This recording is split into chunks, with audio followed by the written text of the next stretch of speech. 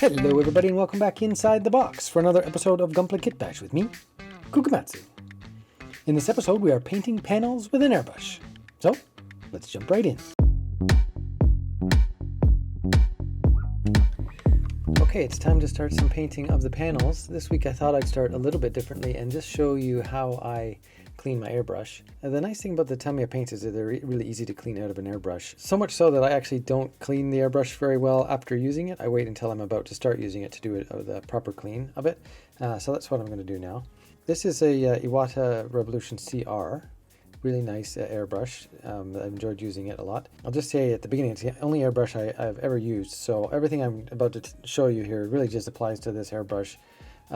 There are different kinds of airbrushes, and there are different things to consider with different airbrushes. For example, this one doesn't have any, as far as I know, have any rubber gaskets in it, so you could use solvents to clean the nozzle and things like that, whereas some airbrushes you have to be careful about what kind of solvents you put through it. I'm only going to be using isopropyl alcohol, and so it's going to be a pretty simple process. First thing I do is start by taking off the back and removing this piece. Then I just screw off the front. This does come into two parts if you need to take it apart to clean it. I've recently cleaned it really well, so it's not too bad actually. Then the next thing, and the thing that takes a lot of care, is to undo the little thing that holds the needle in. So just carefully loosen that and then remove it. This is one of the two pieces I have replaced on this airbrush. This and the needle are the two pieces that I've replaced. Just over time, I was finding that even when I put the airbrush down and it seemed to be off, there was still some spray leakage coming out of there, and replacing those two parts solved that problem. So I think it just gets a little bit worn over time. The connection between the needle and the hole doesn't always last forever, and so just needed to be replaced. So now that I've removed both the front and the back, the needle is free, and I just put the needle there and very carefully just give it a little push, and it pushes the needle out the front.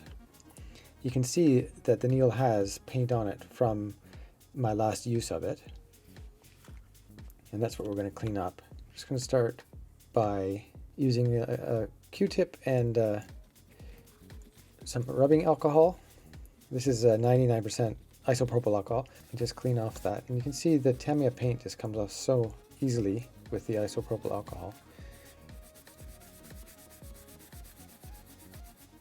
You have to be really careful not to bend the needle. That's why I have it pressed against the bench here so that I'm not doing any damage to it. I'm just slowly turning it around and clean it off, and that's pretty much it. That's a clean needle ready to use.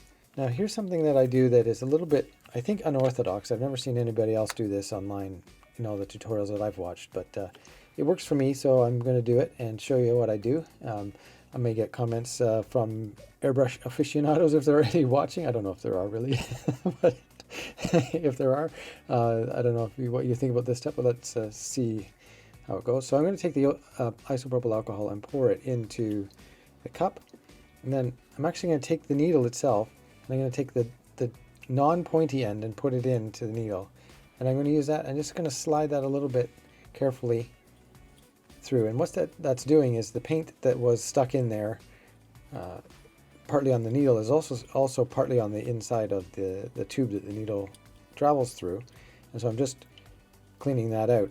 The reason I'm using this is because it's the perfect size for that. You could use pipe cleaners and things like that. I don't tend to have any handy for that, but this just works really well. You don't want to pull it back too far because you don't want to pull any of that gunk back into the airbrush. So in fact, I'm gonna just let the alcohol drain a little bit here, and then I'm going to push the needle through the front so we don't get any of that gunk coming backwards through the airbrush. You want it all to come out the front if there's any left on there. Just dry that off. And I do carefully clean the nozzle itself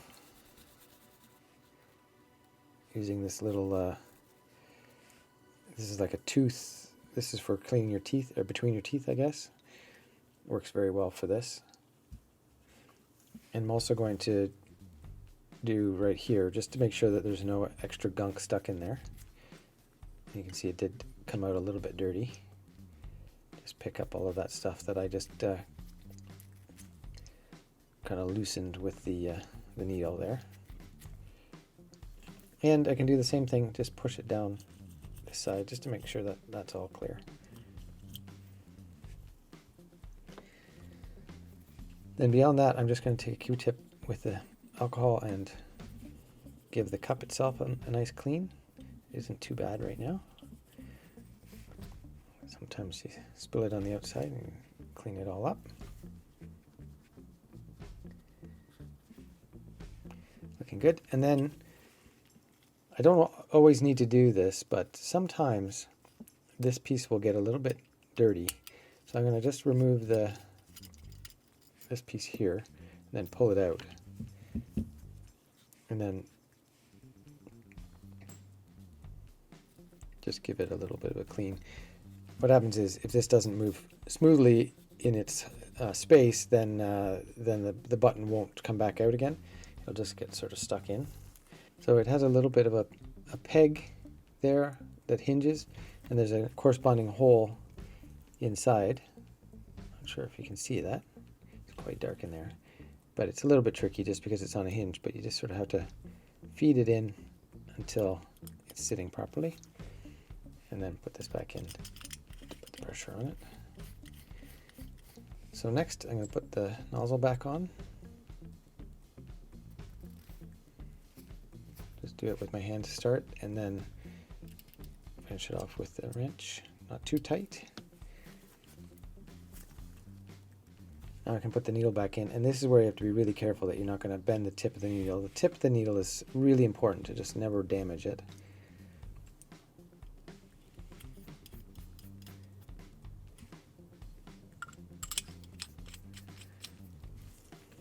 There we go.